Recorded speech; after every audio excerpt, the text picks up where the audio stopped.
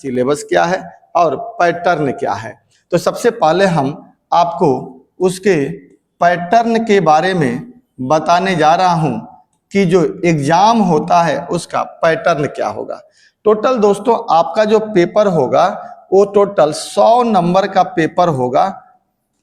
जो class 11th का जो हिस्ट्री होती है यह हिस्ट्री 100 नंबर का आता है और इस 100 नंबर में जो पैटर्न होगा आपका, ये पैटर्न दो हिस्सों में बटा होगा। एक तो 20 नंबर का जो होता है वो क्या होता है, प्रैक्टिकल होता है। 20 नंबर का क्या होता है, प्रैक्टिकल होता है। और 80 नंबर का आपका जो होता है वो इसमें थ्योरी होता है। जैसे इसको हम 20 नंबर को क्या बोलेंगे, प्रैक्टिकल कहेंगे। ये हमारा प्रैक्टिकल होता है जो किसके हाथ में होता है, स्कूल के हाथ में होता है। आप फाइल बनाते हो और उसका ये नंबर मिलता है जो आपको पास होने के लिए उसमें कुछ नंबर लाने होते हैं।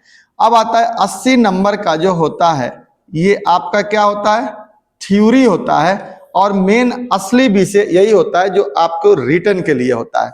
तो दोस्तों अब ये समझना है कि एग्जाम नजदीक है, आपको कैसे तैयारी करें। कई सारे बच्चे पूछते हैं कि सर कैसे तैयारी करें, किस पर कितना फोकस करें। तो देखिए जब आप ये 80 नंबर को बनाने जाते हो तो इस 80 नंबर में आपके कुछ पैटर्न होते हैं जिस पैटर्न को आपको समझना होता है कि क्या क्या 80 नंबर में आता है।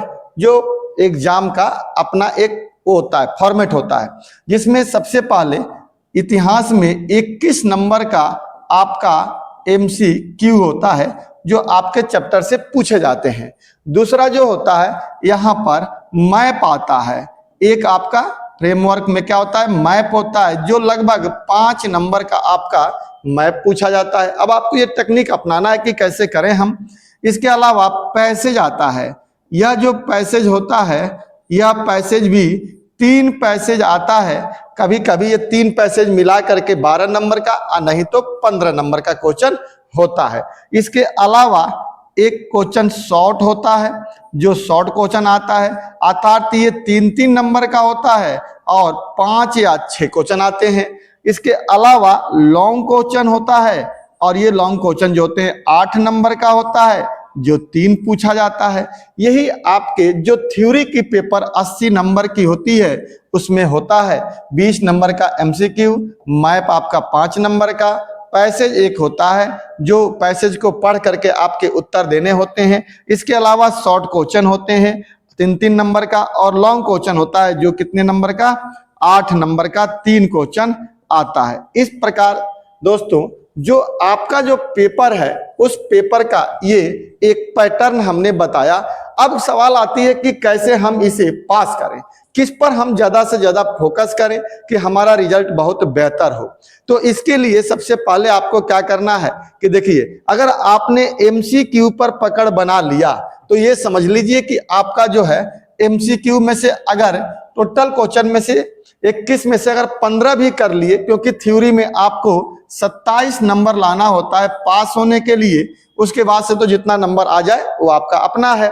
तो अगर आपने MCQ में पकड़ बना लिया और मैप को अच्छी तरह से समझ गए, क्योंकि मैप का एक लिमिटेड सिलेबस होता है, क्योंकि आपका जो है ये फर्स्ट टर्म में यानी इस मिड टर्म में टोटल 4 चैप्टर हिस्ट्री के आ रहे हैं। कितने चैप्टर आ रहे हैं, 4 चैप्टर आपके हिस्ट्री से आ रहे हैं। तो इसी 4 चैप्टर से ही आपके क्या होंगे, क्वेश्चन पूछा जाएगा।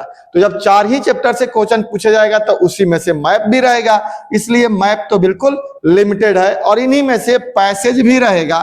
तो अगर मान लीजिए कि आप 21 और 5 26 और लगभग ये 13-14 नंबर का ये तैयार कर लेते हैं, 3 चीजें अगर बहुत अच्छे से तैयार कर लेते हैं तो निश्चित तौर पे आप सबसे पहला कंडीशन ये है कि आप पास अर्थात 27 नंबर लाने में सक्षम हो जाएंगे। उसके बाद रही सवाल शॉर्ट क्वेश्चन और लॉन्ग क्वेश्चन, इसमें निश्चित तौर पे कुछ ना कुछ आप लिखेंगे और आपको क्या होगा, सफलता मिल जाएगा। और इस प्रकार से बहुत कम समय में आप अधिक से अधिक क्वेश्चन प्राप्त कर सकते हैं और नंबर भी आपके आ जाएंगे और आप पास भी हो जाएंगे। तब तक अगले पेपर के लिए अच्छे से तैयारी हो जाएगी। अब रही सवाल दूसरे पेपर की पैटर्न का कि अगर ये चैप्टर कौन कौन से आपको आ रहे हैं, तो ये टोटल के टोटल आपके चैप्टर जो हैं वो इसमें 4 चैप्टर आपको आ रहे हैं पहले एग्जाम में, और ये 4 चैप्टर जो है इसमें से एक चैप्टर का नाम है लेखन कला और शहरी जीवन। क्या नाम है? लेखन कला और शहरी जीवन। लेखन कला और शहरी जीवन। शहरी जीवन जो है ये, इसी को हम लोग मेसोपोटामिया की सभ्यता के नाम से भी जानते हैं। अर्थात इस चैप्टर को हम 2 नामों से जानते हैं, एक लेखन कला और शहरी जीवन, और दूसरा इसको मेसोपोटामिया भी कहते हैं। दूसरा जो चैप्टर है उसका नाम है 3 महाद्वीपों में फैला हुआ साम्राज्य। 3 महाद्वीपों में फैला, 3 महाद्वीपों में फैला हुआ साम्राज्य। फैला हुआ साम्राज्य, इसके बारे में हम लोग समझेंगे और इसको बताएंगे।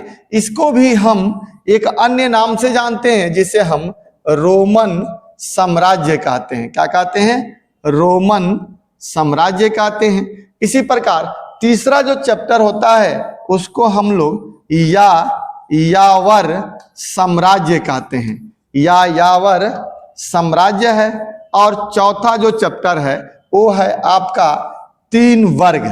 इस प्रकार से देखा जाए 3 वर्ग होता है, और इस प्रकार देखा जाए तो टोटल आपके यही 4 चैप्टर इस बार मिड टर्म में यानी नेक्स्ट मंथ में पेपर में आ रहे हैं।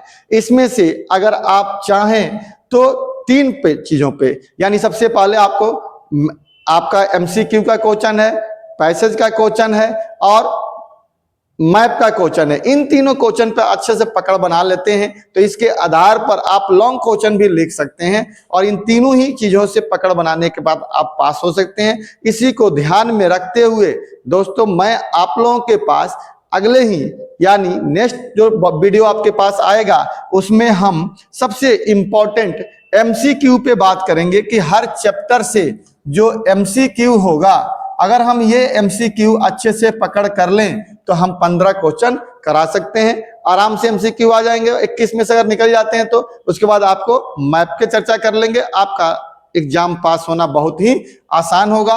तो आपको मैं इस वीडियो में यहीं तक रोकता हूं।